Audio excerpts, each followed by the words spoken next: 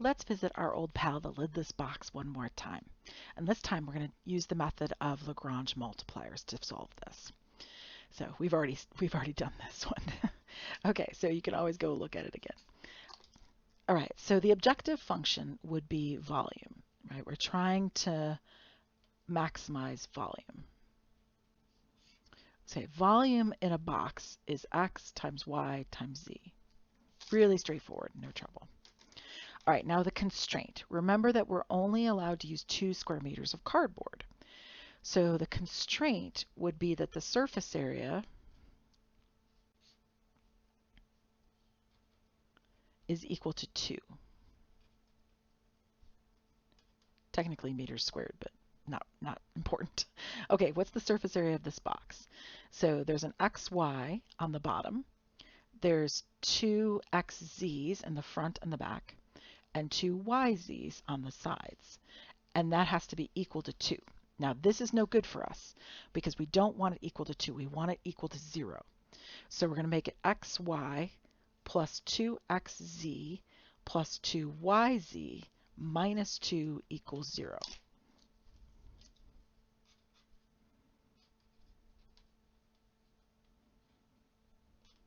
Just a little reminder. Okay, so now let's set up the Lagrange multiplier method.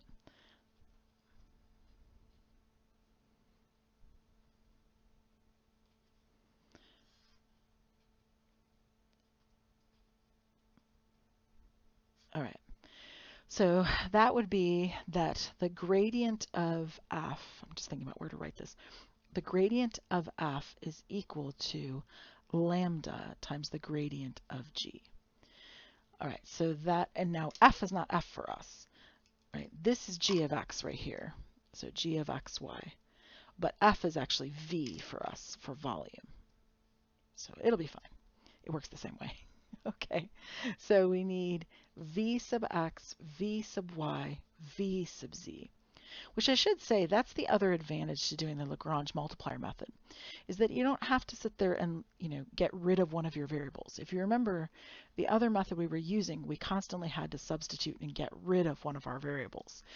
And with the Lagrange multiplier method, we don't have to. We can leave it as a function with 3 variables, and we don't have, no muss, no fuss, right? So we don't have to deal with all of the constraints, solving the constraint for a variable and substituting it in and all of that. We don't have to do any of that. Okay, so we do have to find some derivatives, however. So the derivative of volume is actually really easy because the volume is so easy. So it's yz, xz, xy equals lambda times. All right, now this derivative is going to be a little bit more work, not much. All right, so the derivative of this with respect to x would be y plus 2z, and then x plus 2z, and then 2x plus 2y. Okay, so now setting them up so that each piece creates its own thing. So the first pieces are equal to each other. So yz equals lambda times y plus 2z.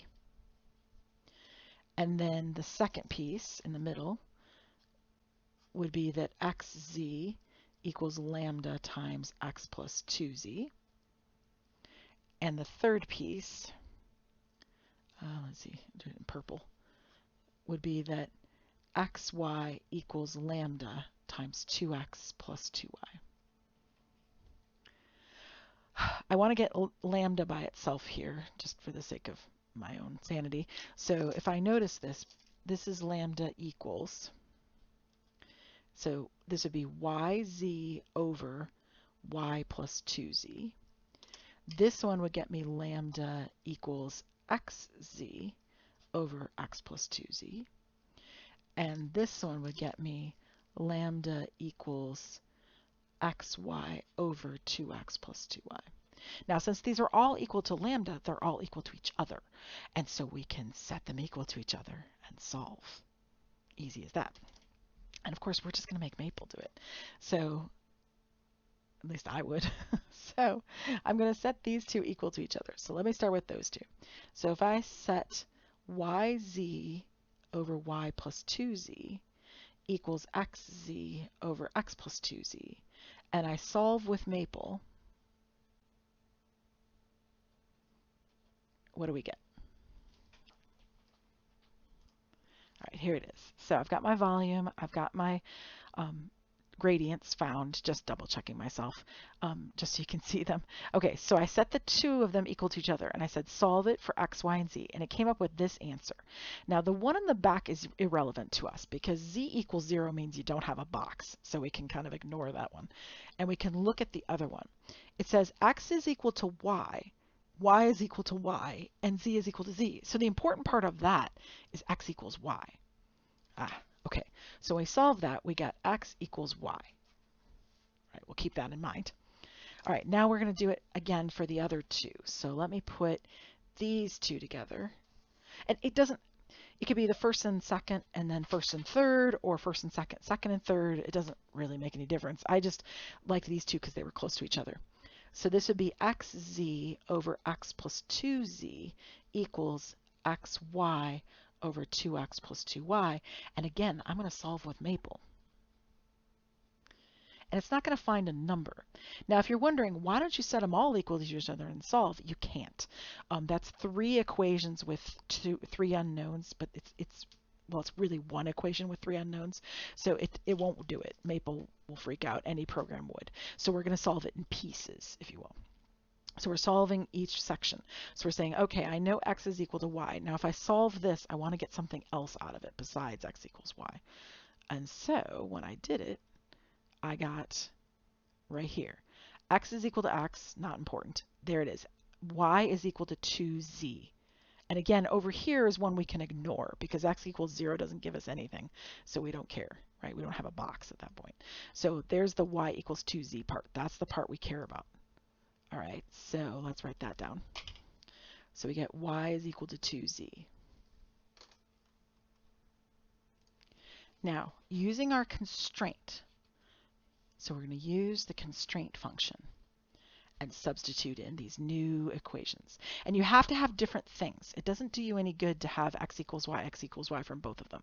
So if 1 and 2 get you one thing and 1 and 3 gets you the same thing, then try 2 and 3, right? So use constraint and these solutions to find x, y, and z. And it's actually not particularly difficult. The one thing I would note, I'm actually going to let z equal y divided by 2, right? Because I'm going to try to get rid of, basically I'm taking my constraint function that it was, and I'm going to make it all a function in y. So instead of an x, y, z function, oh, sorry, there was an x, y, z. That was a z in there. So instead of an x, y, z, which is what this is, sorry about that, because there's a z in there I didn't notice, but it's g of x, y, z. Instead of that, we're going to make it just g of y. So wherever there was an x, I'm going to put a y. And where there was a z, I'm going to put a y over 2. So let's see, that would be y times y plus 2 times y over 2 plus 2 times y over 2 minus 2 equals 0. So let's see, the 2's are going to cancel. Y squared plus a y squared, and then another 2's are going to cancel, plus another y squared. So we end up with 3y squared minus 2 equals 0, which means that y squared equals 2/3, so y equals plus or minus the square root of 2 over 3, which is plus or minus the square root of 6 over 3. Now, I could do this in Maple as well. I'm just doing it by hand because this is really simple, but let me show you. So I told it to, hey, evaluate, take my constraint function g2 and substitute in x equals y equals y, and z equals y over 2. So when it did that, it came up with 3y squared minus 2. And then I said, set that equation equal to 0 and solve it for y. And sure enough, I get y equals plus or minus the square root of 6 over 3. Now, the negative square root of 6 over 3 is useless because you can't have negative length for a box. So only the positive square root of 6 over 3 matters. But remember that we already know that x is equal to y. We already found that solution. So if y is the square root of 6 over 3, so is x. So all we have to do is find z, but z would be the square root of 6 over 3 divided by 2, which is the square root of 6 over 6. All right, let me write that up. There we go. So square root of 6 over 3 meters is y. Square root of 6 over 3 meters is x, because x is equal to y. And because z is y over 2, z is equal to the square root of 6 over 6 meters. And we don't have to check anything, right? We don't have to go put it into the differential and the derivative and all of that stuff. We don't have to do it because we know this will work because the Lagrange multiplier method will find the solution. So you can see this method has some advantages, right? It doesn't require you to get rid of a variable, and you don't have to check it really at the end. You know that it's going to work. But it does require a little fancy footwork with Maple to find the solutions, if you will, which are actually equations, and then use them in your constraint function to find the actual solutions.